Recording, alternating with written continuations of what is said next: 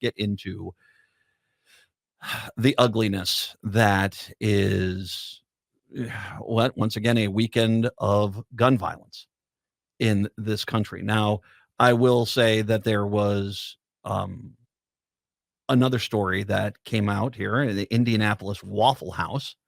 A mass shooting there left one woman dead, at least 5 people injured Monday morning. Gunfire erupted about 12:30 a.m. when 2 groups became involved in an altercation, according to the Indianapolis Metropolitan Police Department. 4 men and 2 women were reportedly shot. One of the men, who reportedly got himself to Methodist Hospital, was taken there, but someone was in critical condition. This on top of what happened at the end of the Kansas City Chiefs Super Bowl victory parade, where what sounds like 2 idiot kids decided to basically pull guns on each other and start randomly firing at each other in a crowded area, killing 1 person and wounding 20 plus others. On top of that, a very sad story broke here in Minneapolis over the weekend, as what was a domestic call ended up becoming a shooting gallery where an individual killed 2 police officers and a first responder who was trying to save one of the police officers who'd been hit. They themselves got hit and were killed. From the looks of it, I don't need someone, I was in the military, I don't need someone to tell me this. It clearly was an assault weapon that was turned on these officers here, and very tragic and very sad. As you can imagine, pretty much everybody has reached out and said, dear Lord, how did we come to this? And sent all their well wishes out there. The governor of Minnesota, in the case of the Burnsville shooting here in the Twin Cities, very quickly came on out and, showed support for the police. Amy Klobuchar, the senator, as well. And yeah, a very sad moment in the state to see, once again, the scourge of guns, that a clearly deranged individual with an assault weapon becomes so lethal that they can take out trained officers and even a absolute saint of an individual who's trying to save one of those individuals who's been shot. The picture of the armored military vehicle, that's what tells me it was an assault weapon, the amount of rounds that would hit that thing and the impact that they had. Tragic. What also is tragic is the response I have had to deal with from the right. Now, I want to specify this. I have 5 social media pages. I have 5 of them. I've got a Facebook, which is by far my most popular one. I'm almost up to 9,000 on that. I've got Blue Sky, which you can find me on Blue Sky. You can find me on Mastodon. I'm there as well. Threads has come strong lately. You can find me on Threads. I encourage you to find me on Threads. I like Threads a lot. So find me on Threads. I think that's where I'm going to probably be doing most of my posting before too long. And of course, I've got a Twitter page, and you can still find me there.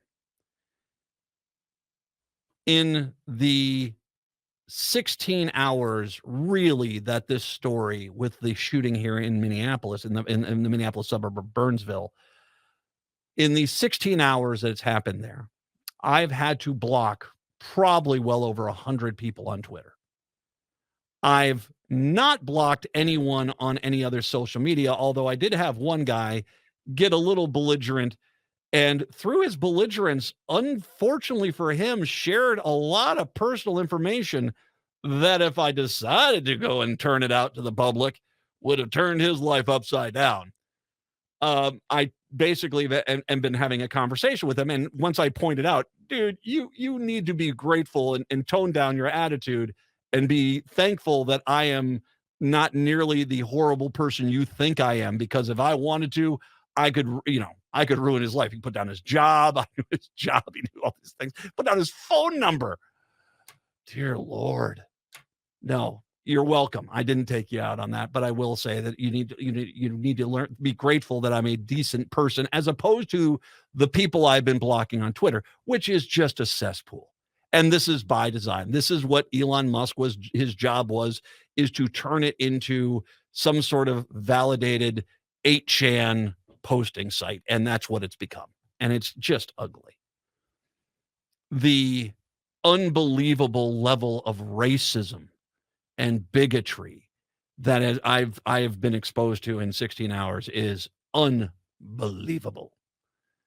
But actually, is it not unbelievable? No, it's actually sadly believable. I guess maybe that's a better way to say it. Because in Trump's age, the racists and the bigots have been told, you don't have to hide anymore. You can come on out. And they have. I've also been inundated with gun kooks. The gun guys who basically, their argument is, particularly in the case in Burnsville, that the individual, and I'll talk more about the individual case coming up in the 4:00 hour, but this individual, he had guns, because he had problems, had his guns taken away. The courts refused. He petitioned to get his guns returned. The courts refused. So system is working. But then he clearly illegally obtained some guns. At least you'd hoped he'd illegally obtained them. I mean, it was illegal in the sense, but I mean, it's not quite clear where the guns came from, whether he walked into a store and bought them or what the story is, but clearly he shouldn't have had them. And their entire argument is, see, the bad guy got a gun. There's no point in trying at all in any capacity to try to regulate guns. And the reality is, if you are pro-cop, then you've got to be pro-gun legislation. You just can't be. Those two things are intertwined, because it's been shocking. In the last 10 months, there have been 9 dead police officers due to incidents in the upper Midwest where they've been shot because they're going into a place and a deranged psychopath can turn himself into basically a military third world country. They open fire, and we get the tragedy that happened in Burnsville. Now, some people might want to look at that and say, boy, clearly what we need to do is to shore up the illegal gun situation. Instead, the gun kooks, the pro-gun people are like, see, don't try to do anything. Guns are perfect. Guns are the greatest. And I've actually had some people make the argument, some directly, some indirectly, but it's the same argument, that dead cops are somehow a justifiable outcome of a thriving Second Amendment. So I wanted to take a few minutes here and talk about the ludicrous nature of the Second Amendment and the unwillingness of people to try to address this. Now, the Second Amendment as written, a well-regulated militia, which once again, all these guys want to forget, being necessary to secure a free state, to the security of a free state, the right to the people to keep and bear arms shall not be infringed. That's what it says. And it basically says well-regulated right there. It's the second and third word of the amendment, but those words get ignored. And up until about 1995, pretty much even Supreme Courts, even conservatives said, no, the intent was that well-regulated meant you could regulate it. It's only this modern day right-wing fantasy where they've installed an incredibly far-right Supreme Court that we've gotten to the point where guns are uber alles, that guns have more rights than human beings in this country. And I want to point out how ludicrous this is by changing. Let's go back in time. Let's go back to ye old days, and they're writing the Constitution. And instead of guns, let's say the Second Amendment reads like this. Responsible, fun-loving times being a necessity of the happiness of America, the right of the people to be able to get blackout drunk and drive their horse and buggy home shall not be infringed. Shall not be infringed. Ah! Let's say that's what the Second Amendment said. Once again, responsible, fun-loving times being necessary to the happiness of America, the right to the people to be able to get blackout drunk and drive their horse and buggy home shall not be infringed.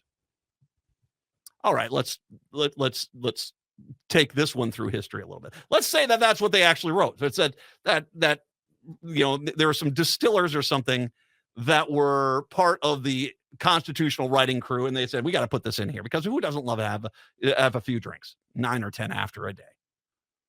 And reality was, this country drank a ton up until about the 1850s or so. That's when, and it wasn't that it was bad. It was really the movement away from alcohol was probably the 1880s, 1890s. That's when you started seeing it. But it was really bad in this country for a long time in the early decades of this country. Now, the first thing you could say is, well, the legislation at the time it was written was you're going to get on a horse and buggy. And so at maximum speed, you could get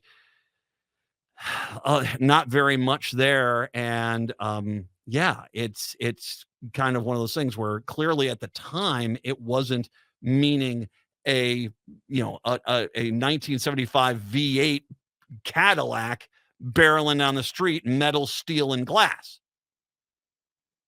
And imagine the people that supported the Second Amendment with the drinking clause in it. Would it be like, wait, what are you talking about? It shall not be infringed. You can't interpret that only for that time. It's for every time. And let's say that we basically had a massive epidemic of people constantly driving drunk, way beyond the ability to control the car, crashing left and right, killing people all the time. And the first thing they come and say is, this is just a side of what the founding fathers wanted. And everyone would say, well, no, the founding fathers, when they wrote this, they clearly didn't see this coming. They didn't see Cadillacs, V8s, large cars that can easily kill 20 people. Easily. They didn't see that coming.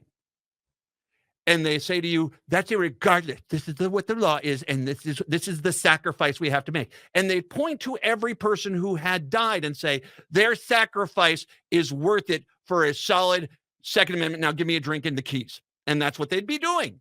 And they'd be screaming, shall not be infringed.